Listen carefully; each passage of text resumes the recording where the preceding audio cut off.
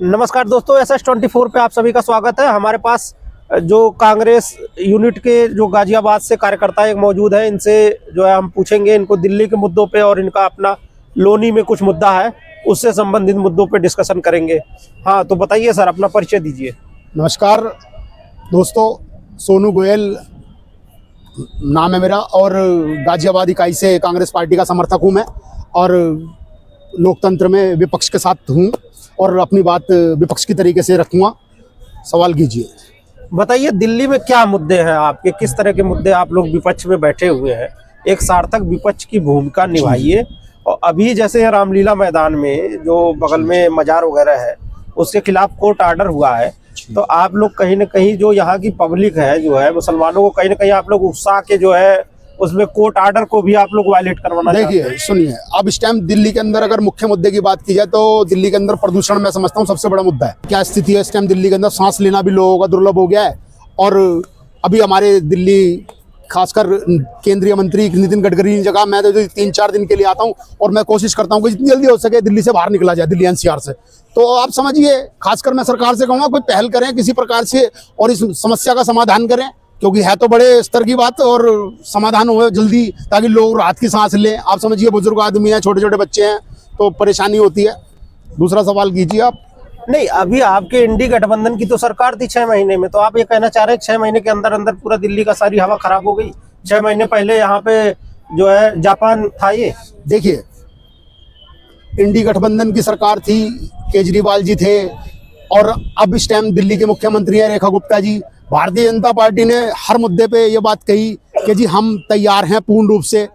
खासकर अगर मैं बात करूं यमुना की, तो यमुना की सफाई की बात कि जी हमने यमुना के अंदर बिल्कुल सुधार कर देंगे। आज देख लीजिए आप, 8-7-8 महीने का जिनका कार्यकाल हो गया, अभी तक यमुना के अंदर कोई सुधार नहीं है और यमुना अपने स्तर पे अपनी दुर्दशा के साथ वहां मौजूद है।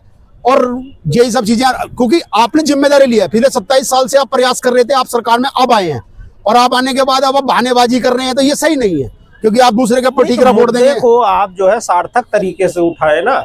आप लोग जो निरर्थक मुद्दे हैं, अभी राघव चड्ढा जी को आपने देखा होगा, जिस तरह की वर्कर्स का मुद्दा उन्होंने उठाया, ठीक है, उन जो जनता से जुड़े हुए मुद्दे हैं, जो वाकई जिन पे ग्राउंड का आम आदमी का जिस पे इम्पैक्ट है, उन मुद्दों को आप उठाने की बजाय जिन मुद्दों में वजन नहीं है ऐसे मुद्दों को उठाते हैं, तो कहीं ना कहीं कांग्रेस पार्टी की सार्थकता पे प्रश्न है। आम जनमानस के लिए जो मुख्य मुद्दे हैं, आप समझिए, आम जनमानस के लिए सबसे मुख्य मुद्दे ट्रांसपोर्टेशन है, दिल्ली की सड़कें हैं, पार्क हैं, इन सब चीजों का रखरखाव ठीक होना चाहिए। सरकार से लोग सरकार की प्राथमिकता होनी चाहिए। सरकार की, मैं समझता हूँ कि आम लोगों जनता, क्योंकि देखिए हर आदमी इंटरनेशनली बात नहीं कर सकता, ना इंटरनेशनल विश्व के बारे में जानता है, अपने देश के बारे में हर लोग जानते हैं। अब हम कनॉट प्लेस के अंदर खड़े हैं, तो कनॉट प्लेस के आप देखिए कितना सुंदर, कितना आकर्षित नजारा है यहाँ पे।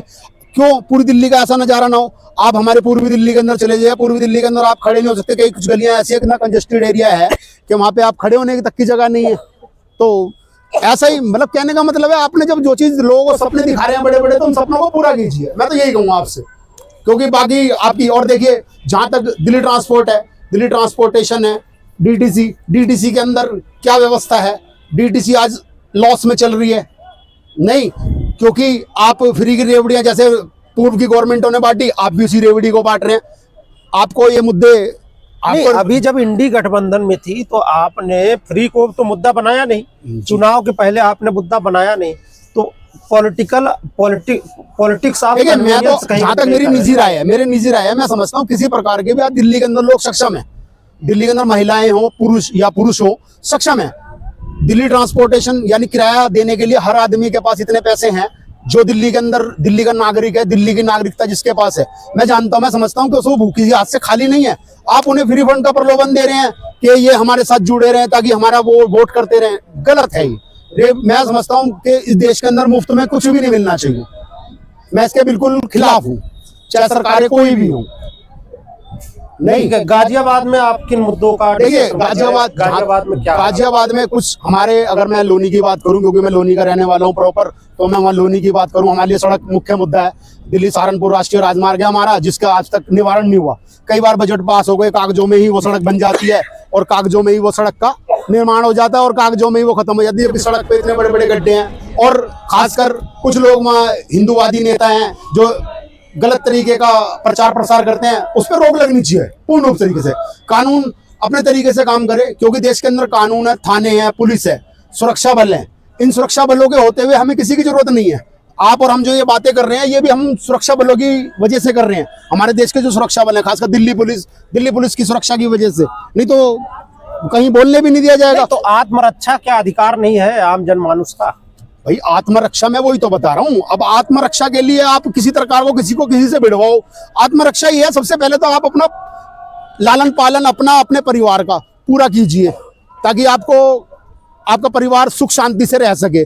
अब आप इस तरीके के अगर मुद्दे आपके घर में चलेंगे, आपके घर में चर्चा चल रही होगी लिंचिंग की, मारने काटने की, तो आप समझिए उसमें क्या मानसिकता, क्या मेंटेलिटी होगी उस बच्चे की। तो इसलिए ये मुद्दा भी खत्म होना चाहिए मेरे हिसाब से। ठीक है सर, आप हमारे चैनल पे आए, हमसे जुड़े, इसके लिए बहुत बहुत जी धन्यवाद। नमस्कार, जय हिंद, जय भारत। नमस्कार।